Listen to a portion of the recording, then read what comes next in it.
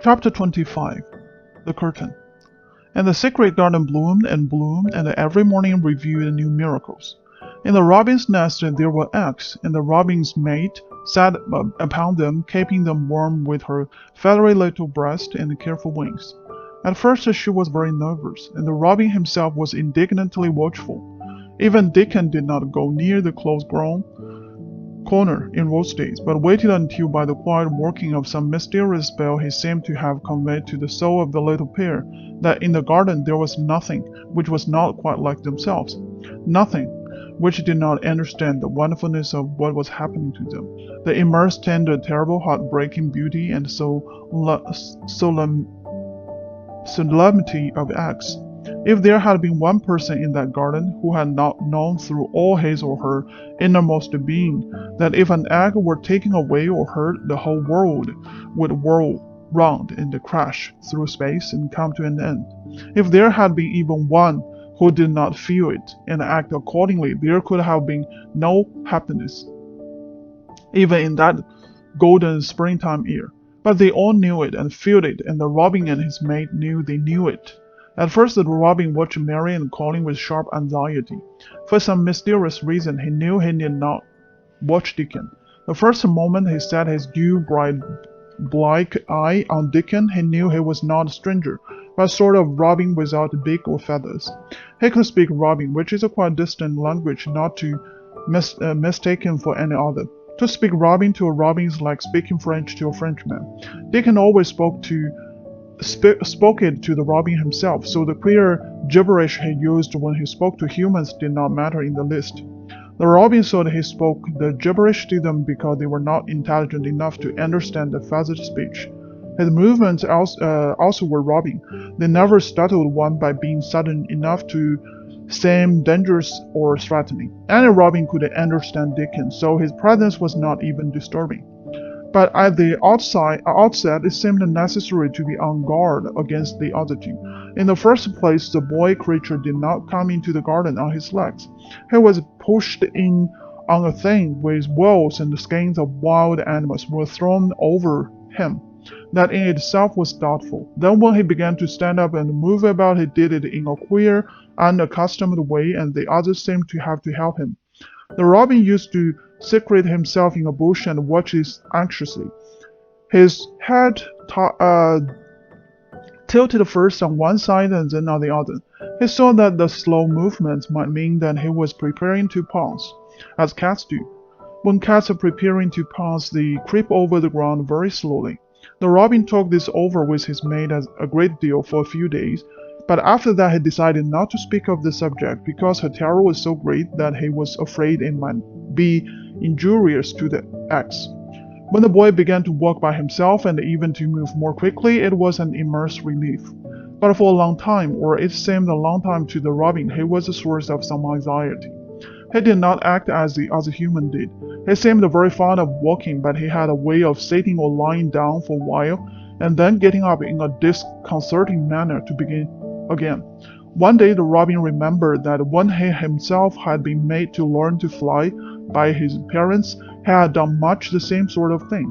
He had taken short flights of a few yards and then had been obliged to rest. So it occurred to him that this boy was learning to fly, or rather to walk.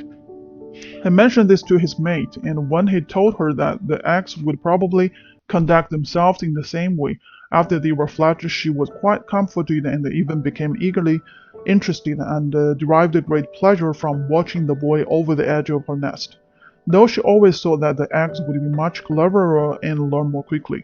But then she said indulgently that the humans were always more clumsy and slow than eggs, and most of them never seemed really to learn to fly at all. You never met them in the air or on treetops. After a while, the boy began to move about as the others did, but all three of the children at times did unusual things. They would stand under trees and move their arms and legs and heads about in a way which was neither walking nor running nor sitting down. They went through these movements at intervals every day, and the robin was never able to explain to his mate what they were doing or trying to do. He could only see that he was sure that eggs would never flap about in such a manner. But as a boy who could speak robin so fluently was doing the things with them, birds could be quite sure that the actions were not of a dangerous nature.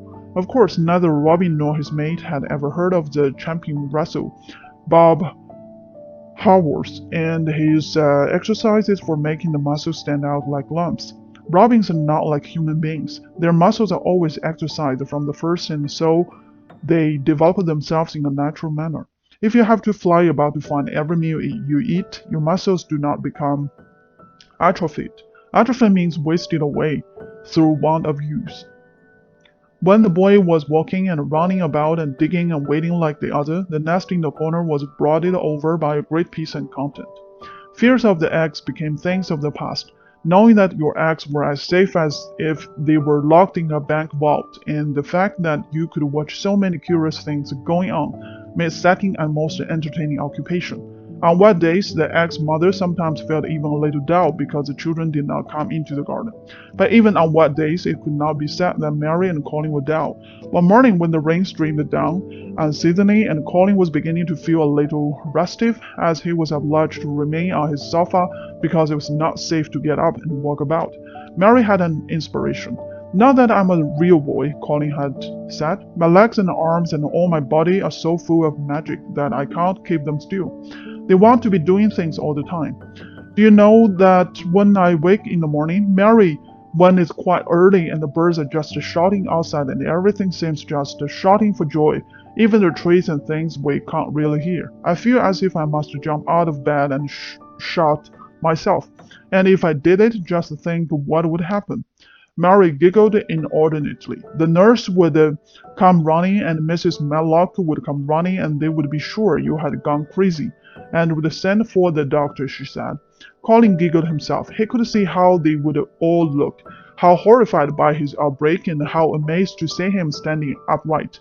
"I wish my father would come home," he said. "I want to tell him myself. I'm always thinking about it, but we couldn't go on like this much longer. I can't stand lying still and pretending, and besides I look too different. I wish it wasn't raining today."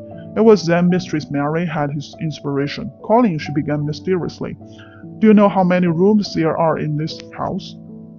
"About 1,000, I suppose," he answered. "There's about 100 no one ever goes into," said Mary, "and one rainy day I went and looked into every so many of them. No one ever knew. Though Mrs. Medlock nearly found me out. I lost my way when I was coming back and stopped at the end of your corridor. That was the second time I heard you crying." Colin startled up on his sofa. 100 rooms no one goes into," he said. "It sounds almost like a secret garden.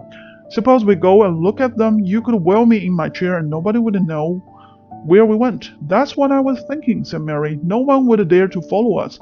There are galleries where you could run. We could do our exercises. There's a little Indian room where there's a cabin full of ivory elephants.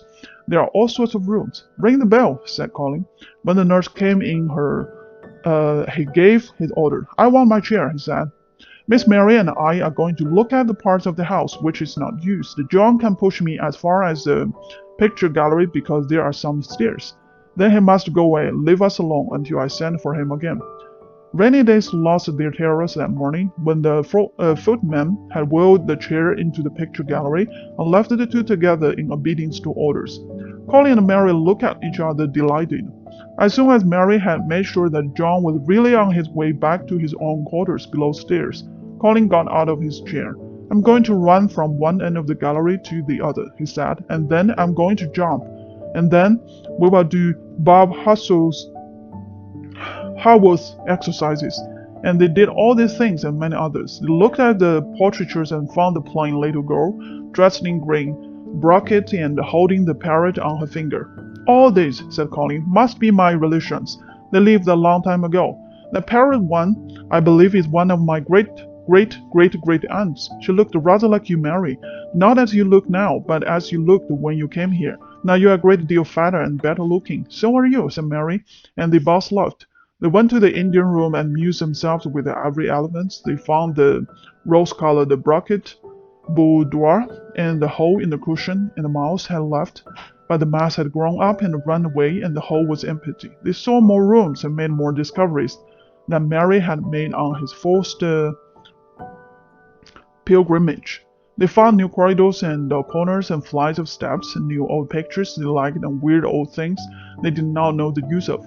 It was a curiously entertaining morning, and the feeling of wandering about in the same house with other people, but at the same time feeling as if one were miles away from them, was a fascinating thing. "I'm glad we came," Colin said.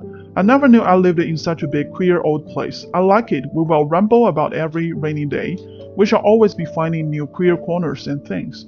That morning they had found among other things such good appetites that when they returned to Colin's room it was not possible to send the luncheon away untouched. When the nurse carried the tray downstairs, she slapped it down on the kitchen dresser so that Mrs. Loomy the cooker could see the highly polished dishes and plates. "Look at that," she said.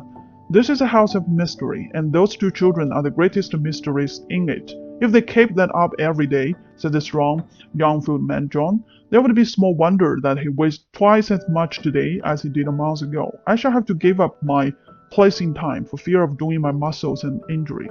That afternoon Mary noticed that something new had happened in Colin's room. She had noticed it the day before and had said nothing because she thought the change might have been made by the chance. She said nothing today, but she sat and looked fixedly at the picture over the mantel. She couldn't look at it because the curtain had been drawn aside. That was a change, she noticed. "I know what you want me to tell you," said Colin, after she had stared a few minutes. "I always know when you want me to tell you something. You're wondering why the curtain is drawn back. I'm going to keep it like that." "Why?" asked Mary. "Because it doesn't make me angry anymore to see her laughing.